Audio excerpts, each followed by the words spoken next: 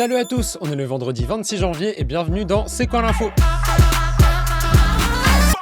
Sur Insta, on peut laisser en vue beaucoup plus facilement qu'avant et sans que personne ne le sache. L'application vient de l'annoncer et c'est une nouveauté. On peut maintenant désactiver la mention confirmation de lecture dans les conversations. En gros, ça veut dire qu'on peut lire un message sans que la personne en face sache qu'on l'a lu. Elle n'aura donc aucune mention de la lecture du message. Il n'y aura pas le petit vu en bas. Jusqu'à maintenant, c'était en test et c'est généralisé. Instagram vient de l'officialiser. L'énorme risque, c'est que ça va encore plus faciliter le ghosting.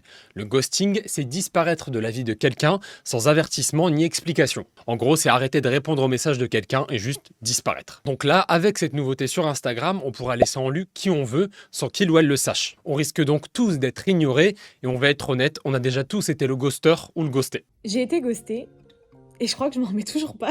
Jusqu'à maintenant, il y avait des méthodes dérivées pour laisser en lu, mais jamais Instagram n'avait proposé un paramètre pour faciliter ça. Et vous, qu'est-ce que vous en pensez ? Est-ce que vous allez l'utiliser ? Est-ce que vous connaissez la caution retour ? La caution retour, c'est l'idée que chaque étudiant étranger qui vient en France bloque une somme avant d'arriver pour être sûr qu'il retourne dans son pays. Ça, c'est ce qui était prévu par la loi immigration. Et finalement, le Conseil constitutionnel a mis un stop. Je vous explique. 35 des 86 articles de la loi viennent d'être censurés, c'est-à-dire retirés par le Conseil constitutionnel. Le Conseil constitutionnel, c'est ceux qui sont chargés de veiller à ce que chaque loi, chaque élection respecte la Constitution française. Et pour eux, les articles retirés n'avaient rien à faire là. Ils ont notamment enlevé les passages proposés par la droite et l'extrême droite. Et si ça vous intéresse, on a fait un C'est quoi l'info sur cette loi immigration. De fausses photos porno de Taylor Swift font des centaines de milliers de likes sur les réseaux.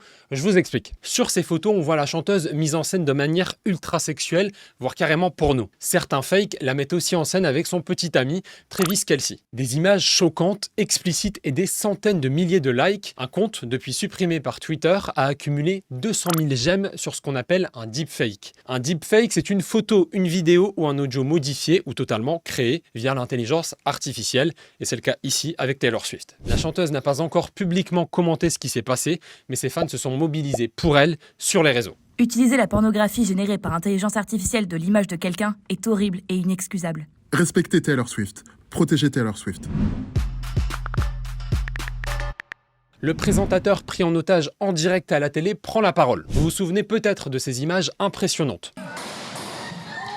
On est début janvier en Amérique du Sud, en Équateur. Cagoulés ou à visage découvert, les preneurs d'otages font irruption sur un plateau de télévision. Ils font des signes de gang pour dire qu'ils sont liés au narcotrafic, au trafic de drogue. Canon sur la gorge, un présentateur est à l'antenne. On lui demande de se mettre à genoux. Un moment traumatisant qu'il raconte aujourd'hui au journaliste de France 2, Franck Genozo.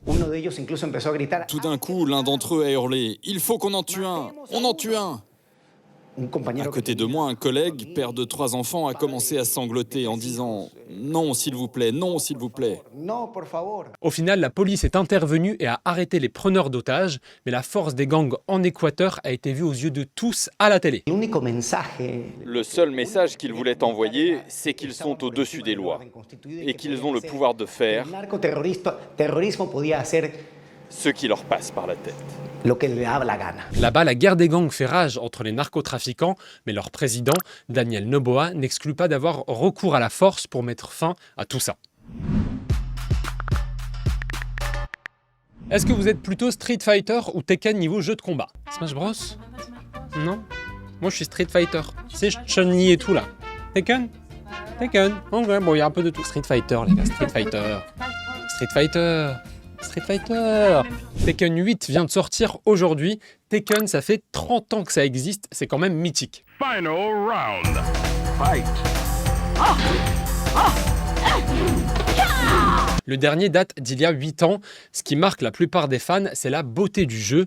Ils soulignent tous la qualité de la 3D et le rendu à l'image. Selon les premiers retours, le jeu a une prise en main très accessible et le mode en ligne ne lag pas du tout. En tout cas, la bande-annonce donne vraiment envie.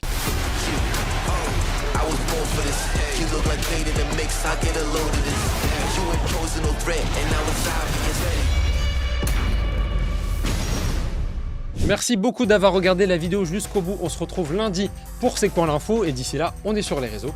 Moi, je vous souhaite un bon week-end. Salut, salut!